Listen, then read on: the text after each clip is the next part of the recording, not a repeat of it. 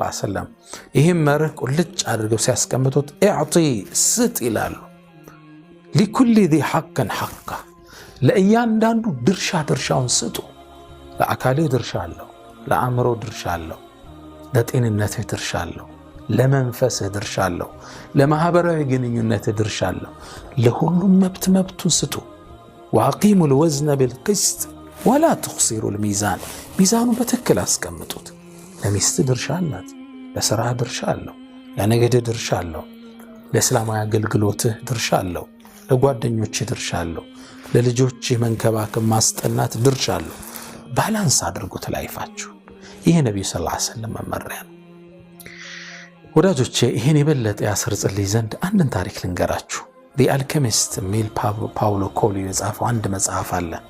መጽሐፉን እስር ቤት ውስጥ ያለ ከቆዘምኩባቸው ጥሩ መጽሐፎች ውስጥ አንዱ ነው።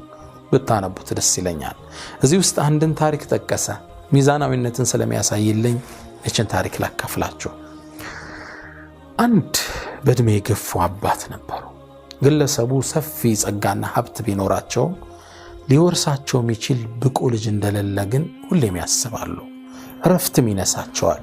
ወጣቱ ልጃቸው የህይወት ተመክሮ ስላልያዘ ነገ ይህን ንብረት ከሳቸው ቢወርስ ቶሎ ከእጁ ላይ እንደሚጠፋ ያስባሉ።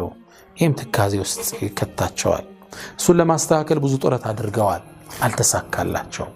ግን ደግሞ ተስፋ አልቆረጡ። ቅድም ይቻላል ብለኔል ለዚህ ሐሳብ ተነሱ። እሱን ለመለወጥ ከእርሳቸው ምክር ይልቅ በሌላ ሰው ሊያስመክሩት ፈለጉ።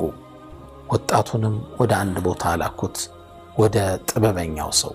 ሀገሪቱ ላይ የሚታወቅ አንድ ጥበበኛ ኡስታዝ አለ፣ ትልቅ ሰው የሚኖረው ወደ በረሃው አካባቢ ከሚገኝ የጥንት ቤተ